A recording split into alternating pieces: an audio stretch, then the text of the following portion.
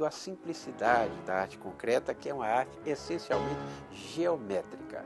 Quer dizer, essa arte não tem nada a ver com o mundo, sabe? Ela não representa nada, ela se representa a si mesma, não é? Eles são radicais nesse sentido. Concretismo, ele sempre dizia assim que concretismo não era um ismo, não era uma coisa assim de moda, como foi, por exemplo, no caso do expressionismo.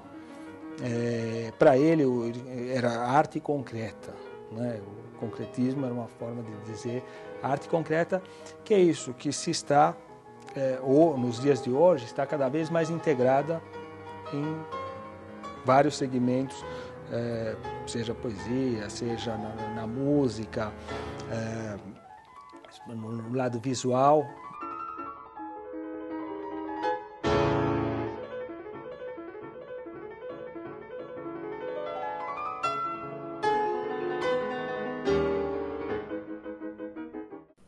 Enoque, Walter, ruptura era um movimento, agora houve ruptura ou não houve ruptura no processo todo do Saciloto? Eu acho que houve uma ruptura em 1950, mas era uma ruptura programada, porque a própria formação dele foi uma formação técnica, paralelamente à formação artística. Ele desenhou, ele aprendeu a desenhar letras, e o primeiro emprego dele foi como letrista na Aulerite, que é uma empresa que depois se transformou em IBM. Né? Naquele momento, as letras eram muito poucas, e a Aulerite queria oferecer uma letra que fosse diferente, eram desenhadas. Ele fazia elas grandes e depois reduziam, e deu aquele famoso envelope Aulerite, que é o envelope de pagamento, né? Que foi ele que fez. Então, ele, além disso, ele também trabalhou muito com régua, né? E era ele teve uma formação assim, técnica na escola, né? E eu acho que isso contribuiu.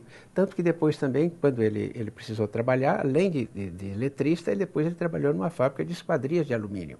Ele era projetista de esquadrias de alumínio, que era a Fichet. Então tudo isso levou o Saciloto ao geometrismo, não porque era uma moda na época, né? Que uma moda que até a Bienal de São Paulo trouxe, não é? Em 1951 e 53, mas é uma coisa que surgiu espontaneamente dele. E aí chegou no momento, ele optou por fazer apenas uma arte construída. Agora, Walter, como é que era o ambiente da pintura do Saciloto? Ele ouvia música, ele exigia silêncio, as crianças podiam estar no ateliê, como era isso? As crianças podiam estar no ateliê, mas a música era constante, era o tempo inteiro. Eu acredito até que no desenvolvimento da obra dele, o ritmo que ele faz, especialmente num período que pega progressões, tem muita até influência musical, né? Então sempre foi muito importante, ele vibrava com a música. Uma ocasião, ele às vezes chegou a perder compromissos para escutar um trechinho de uma música a mais, que ainda não tinha terminado e passou a hora e perdeu. Então a música sempre foi muito importante para ele. E afora isso daí, ele trabalhava normalmente, tinha um horário que vinham alguns amigos para conversar, né? Mas ele se dedicava várias horas por dia, assim, 8, 10 horas, ou às vezes até mais à noite, passava e continuava trabalhando. Vamos ver mais um vídeo? Vamos lá. Ele mesmo produzia suas tintas, né? Ele mesmo ia para Tiradentes, cidade de Minas, ia lá, pegava as rochas, pegava aquela terra certa lá para fazer a extração do pigmento, que depois aquilo era triturado com óleo, e aí sim você tinha uma cadeia de cores.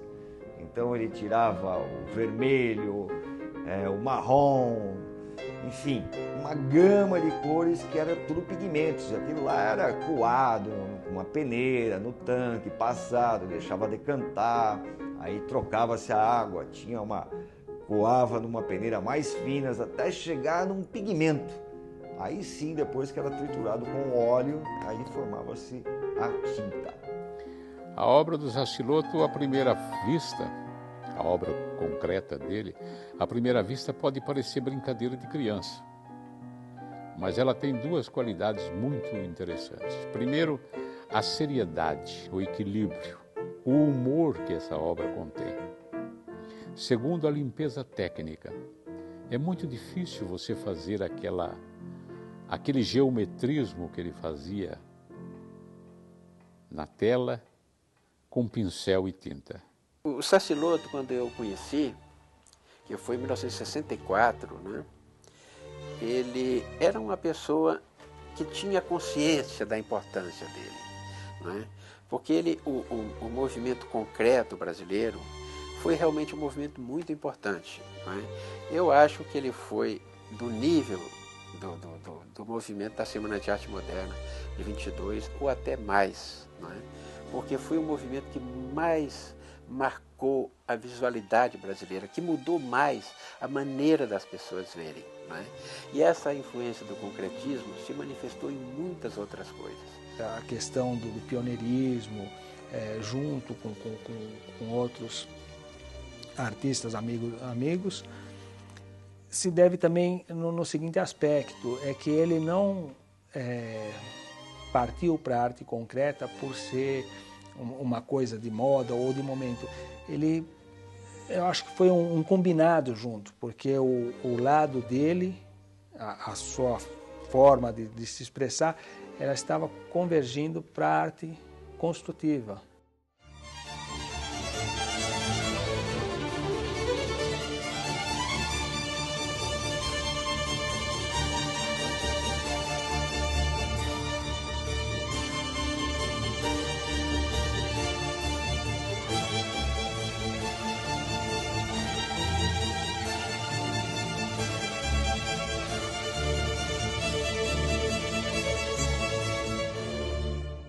Não que é normal que um artista domine assim todas as etapas da sua pintura, como a gente viu no caso dele, ele vai da ideia à confecção da tinta. Isso é uma coisa comum? Isso eu acho que é uma coisa comum entre artistas que têm uma consciência da importância do seu trabalho, não é? E também faz parte um pouco daquilo que a gente poderia chamar assim do artesanato artístico, da carpintaria artística, não é? Ele gostava desses aspectos e ele era muito cuidadoso, as tintas eram classificadas, anotadas, não é?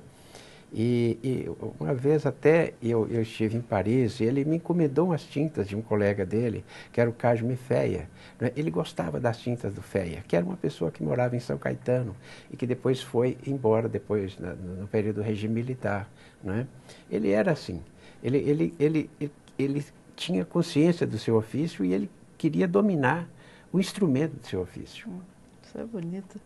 Falando em dominar o instrumento do seu ofício, quando você está diante, você é professor também, né, Ulisses? Também. Quando você está diante de um talento assim, o que é que te diz assim, esse é diferente, esse é um grande músico, Olha, qual é o ponto que te atrai, assim, que te diz que ali tem um talento? Olha, eu acho que é difícil de uma forma a gente conseguir explicar isso de um jeito pragmático. Eu acho que é mais uma sensação que a gente tem. Eu tenho uma reação em relação à arte em geral, mas principalmente em relação à música, que é o seguinte: quando eu escuto alguma coisa que me tira da inércia do cotidiano, porque a gente tem um jeito de enxergar o cotidiano, né? Aquela coisa do dia a dia, do trânsito, dos afazeres e tal, mas tem um determinado momento quando você para na frente de uma música ou de uma obra de arte, que você sente que aquilo te toca, que aquilo te traz um outro cheiro, te desloca do teu nível de sensibilidade cotidiano para um outro padrão um pouquinho mais poético. É a hora que eu sinto que eu estou na frente de uma obra de arte. E aí é a hora que eu sinto que eu estou na frente de um artista. Quando um aluno toca, um jovem toca e acontece isso, eu sei que ali tem alguma coisa, né? E isso, com o passar do tempo, vai se confirmando, né? E é difícil errar, né? Então, quando o cara toca, eu sinto isso, eu falo isso aqui. Às vezes ele toca até pouco, às vezes ele está até no começo, mas você sente que tem conteúdo, tem um conteúdo interior ali que está querendo vir para fora através da música. Vamos ver música? Vamos. Então vamos. Você vai